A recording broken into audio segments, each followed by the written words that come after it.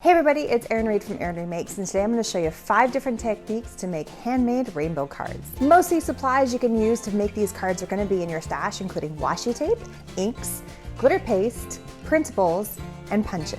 And not only are you going to learn how to make these cards in an A2 size, but I'm going to also show you a few tips to turn these into slimline cards with just a few alterations. As always, supply links are down in the information section. So without further ado, let's jump in and let me show you these 5 techniques to make handmade rainbow cards.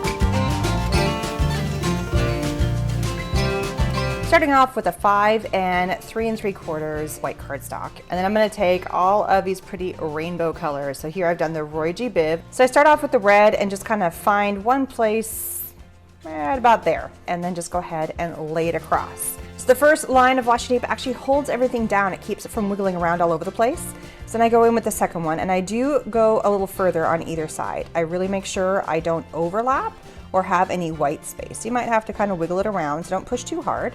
And then once you get it exactly where you want to, pull off and you're good to go. I'm going to keep on following the colors of the rainbow all the way down. The yellow, the green, the blue, the indigo, and the violet. Such a great way to use up all those beautiful colors of washi tape you have in your stash. Once you have all of the layers on, pull it off your desk and flip it over. I like to place all of these and just flip them on the reverse side, and then just kind of finish it off. It's okay if it's not completely perfect on the back side. This one gets a little bit more difficult because they're at a funny angle. So just do your best, and you're gonna have to do a little bit of trimming. So just kind of push it over. I just come in right here and I just trim out that little bit of extra with my detail scissors. It just gives it a nice clean look when you go wrap it around the edges, so it doesn't look like it's frayed. It looks like it's part of the paper itself. Placing a couple of Post-it notes on here. I don't want to stamp by accident on top of my washi tape, and so it's just a little precaution. I have this really cute stamp set, and it says, "I hope you're having an amazing day." So this can really be used for so many fun things. You can use a happy birthday stamp, whatever sentiment you have. I like the nice longness of this stamp. It just works so well. So then lift it up, just clean up if you got any little bit of ink pieces, and then stamp. And if you need to give yourself a secondary stamp, go for it. You can pull your card off. I really didn't need to use that extra masking on there, but it's just making sure that it all looks good. Last step is just to put everything together. I'm using my Xyron adhesive and just gluing all the mats together. And then the other one, I actually use metallic washi tape, really give that kind of a cool metallic look. And I did it on a slimline card, so it really makes kind of a change. And it's the same sentiment and just a different color mat on the background. Here is our first card, washi tape rainbow cards. So I've got another sheet of paper. This time it's the full size of an A2 size card. This is the Staycation from Wendy Vici, and I absolutely love it for ink blending because it really holds your paper firm while you're blending. So you can tell I already have my rainbow of colors set up, and for the most part I'm using close to my heart, but I didn't have a yellow, so I pulled out a really old Color Blocks ink that's not around anymore, but it still works great. You can definitely mix and match your inks. There's nothing that says that you have to stick with one specific color. So all I'm going to do is I'm going to go on a diagonal, and I am going to blend, just going on a full diagonal. If I need to repeat colors again, I totally can. I don't put the red away yet because as I come in with the next color, which is orange, I want to make sure it blends in nicely. And I have found that sometimes I need to come in with the previous color and just do a quick blend with the previous color, just like this, just to kind of get a nice good blending between the two. For each one of my inks, I have its own little dauber, and then I just keep them because they're part of the color family, and these little guys are so handy. And so come in and blend. And then I'm gonna start moving my magnets around because I can. And now I have a bigger space that I can do the next color on. So I'm gonna keep on going down the line and continuing the rainbow of colors, going from green, blue to indigo to violet. And if I need to repeat the colors and go back to red again, I'm just continuing to go down the full length of the card and add colors.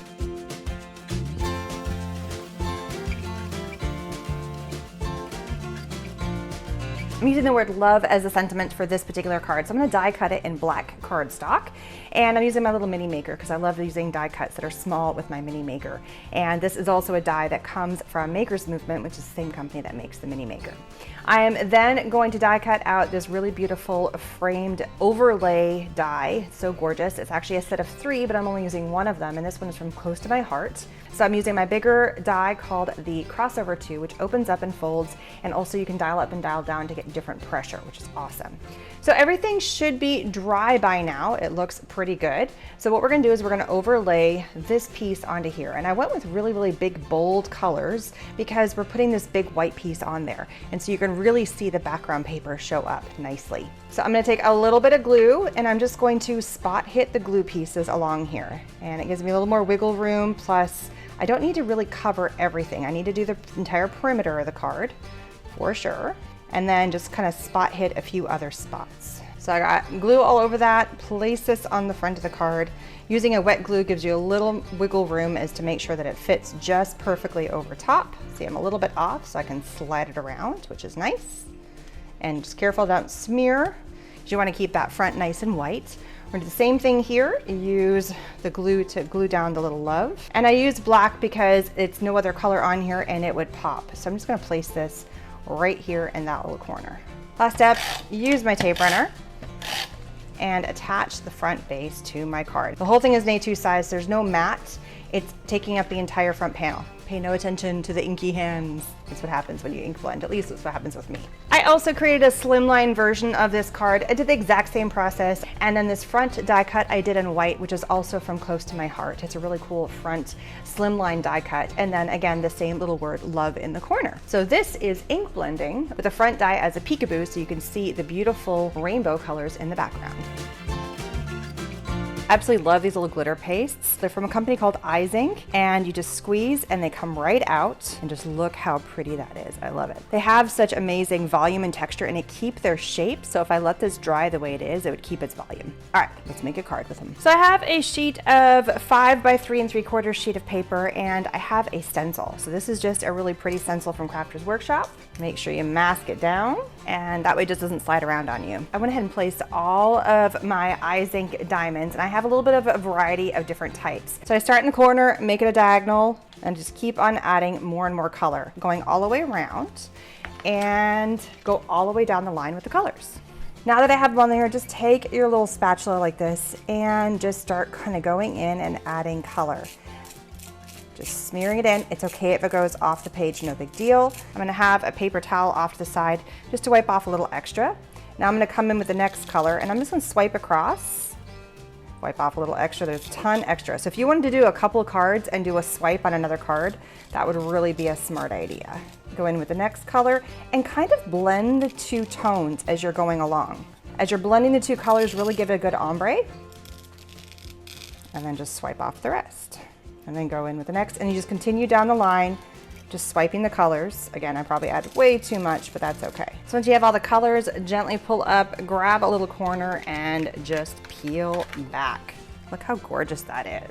So after I had all this yummy paste left over on my paper towel, I took another stencil, and this time I went on black paper. Did the same thing, taped it all down, and then just scraped everything off of that paper towel and added it to the black paper with the stencil on top. So not worrying about trying to make a rainbow color or the ombre of rainbow. This time it was just blended all the colors together and creating such a beautiful, beautiful look.